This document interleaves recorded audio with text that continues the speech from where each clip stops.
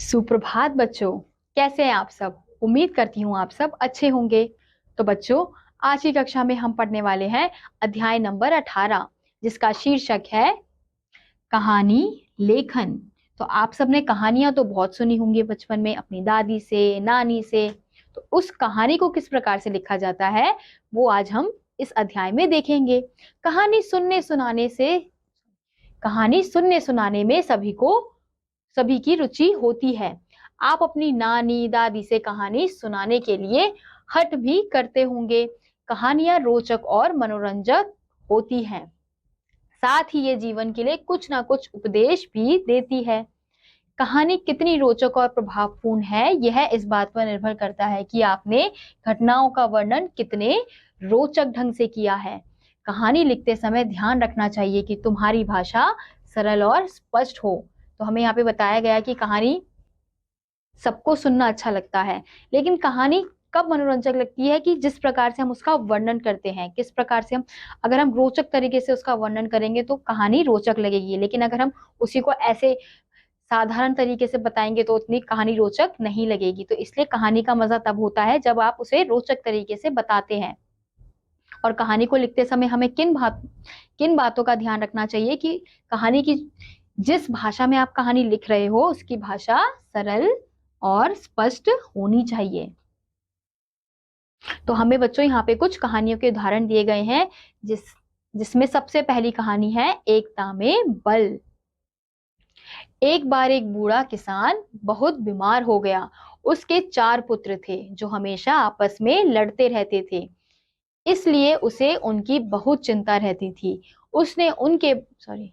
उसने अनेक बार उन्हें मिलकर प्यार से रहने को कहा, पर वे उसकी बात पर ध्यान नहीं देते थे। अंत में उसे एक उपाय सूझा। उसने उन्हें बुलाया। उसकी खाट के नीचे 15-20 लकड़ियों का एक गट्ठर रखा था। उसने उस गट्ठर को उनसे तोड़ने के लिए कहा। सबने बारी बारी से उस गट्ठर को तोड़ने की कोशिश की, पर तोड़ ना सके। तब बूढ़े किसान ने गट्ठर खोल दिया और सबसे एक एक लकड़ी तोड़ने को कहा, तो सबने अकेली लकड़ी को आसानी से तोड़ दिया। तब उस बूढ़े ने उन्हें समझाया, यदि तुम परस्पर मिलकर रहोगे तो तुम्हारा कोई कुछ नहीं बिगाड़ सकेगा। यदि आपस में लड़ते रहोगे तो इस अकेली लकड़ी की भांति तुम्हें कोई भी हानि पहुंचा सकता है। तुम्हें लकड़ी के गट्ठर की तरह एक साथ मिलकर रहना चाहिए। तो हमने इस कहानी में देखा कि एक किसान था और उसके कितने 4 पुत्र थे जो आपस में लड़ते रहते थे। तो किसान को ये बात अच्छी नहीं लगती थी। तो किसान ने फिर एक दिन उनको बुलाया और उसने अपनी समझदारी से उन्हें समझाना, अगर वो ऐसे बोलता तो वो नहीं समझते थे, तो इसलिए उसने अपनी समझदारी से उन्हें समझाने का प्रयास किया। तो उसने क्या किया कि एक लकड़ी का गट्ठर, यानी कि बहुत सारी लकड़ियों का गट्ठर उसने बांध के अपने बेटों को दिया और बोला कि अब चलो इसे तोड़ के दिखाओ। सबने कोशिश की, सबने प्रयास किए, लेकिन कोई तोड़ से नहीं पाया क्योंकि वो लकड़ियों का बहुत सारा गट्ठर था। तो फिर जब किसी से वो गट्ठर नहीं टूटा तो किसान ने क्या किया, गांठ को खोला और एक एक लकड़ी सबको पकड़ा दी। फिर एक एक लकड़ी तो आसानी से तोड़ पाए तो उन्होंने तोड़ दिया। फिर उसने इसी भांति से अपने बेटों को समझाने का प्रयास किया कि देखो, अगर तुम लड़की कहाँ से आ जाता है, लकड़ियों की गट्ठर की तरह साथ मिलजुल कर रहोगे तो तुम्हें कोई नहीं तोड़ पाएगा। यहीं अगर तुम अलग अलग रहोगे लकड़ियों की तरह, एक लकड़ी की तरह, तो तुम्हें कोई भी तोड़कर चला जाएगा, यानी कि तुम्हें कोई भी हानि पहुंचा सकता है। इसलिए हमेशा साथ रहना। तो किसान की बात बेटों ने समझ ली। फिर हमें इस कहानी से ये शिक्षा मिलती है बच्चों कि एकता में बल होता है। अतः हमें मिलजुल कर रहना चाहिए। अगर हम मिलजुल कर रहेंगे तो कोई हमें कष्ट नहीं पहुंचा पाएगा। इसी के साथ अब अगली कहानी है सच्चे मित्र की। एक जंगल में एक हिरन, कौवा और चूहा रहते थे। तीनों पक्के मित्र थे, हमेशा साथ साथ रहते और एक दूसरे की मदद करते थे। एक दिन जंगल में एक शिकारी आया। उसने जानवरों को पकड़ने के लिए जाल फैला दिया। उसी समय हिरन घूमता हुआ उधर आ निकला और जाल में फंस गया।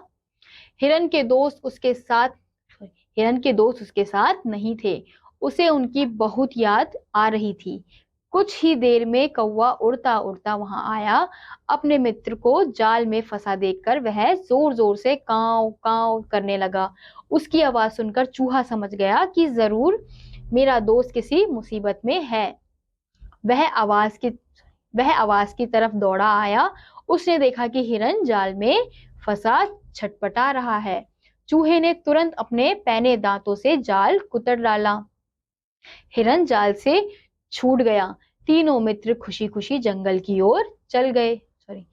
तो हमने इस कहानी में देखा कि 3 मित्र थे। कौन कौन? हिरन, कौवा और चूहा। तो तीनों हमेशा मिलजुल कर रहते थे, साथ में रहते थे। लेकिन एक दिन क्या हुआ कि हिरन एक शिकारी के जाल में फंस गया। अब उसे समझ नहीं आया वो क्या करे, क्योंकि उसके दोस्त उसके आसपास नहीं थे। लेकिन कहीं से कौवा आया, उसने देखा कि हिरन जाल में फंसा हुआ है। तो उसने क्या किया, अपनी आवाज से चूहे को बुलाया। काव काव करके चूहे को बुलाया। चूहे ने जब कौवे की आवाज सुनी तो उसे लगा कि मेरा दोस्त मुसीबत में है, तभी ये चिल्ला रहा है।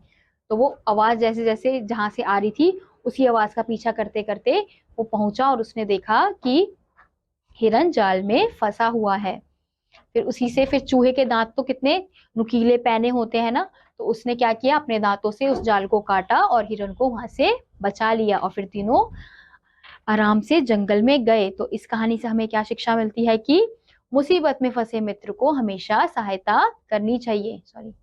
मुसीबत में फंसे मित्र की हमेशा सहायता करनी चाहिए। यानी कि अगर कोई हमारा मित्र है वो मुसीबत में फंसा है तो हमेशा हमें उनकी सहायता यानी कि उन्हें बचाना चाहिए। हमें उसको देखकर भाग नहीं जाना चाहिए। तो इसी के साथ बच्चों आपको यहाँ पे और कहानियां दी गई है, जैसे जैसा बोओगे वैसा काटोगे।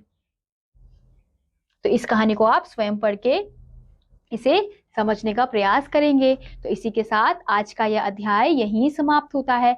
उम्मीद करती हूँ आपको यह अध्याय समझ आया होगा। मैं आपसे मिलूंगी अगली कक्षा में। तब तक के लिए नमस्कार।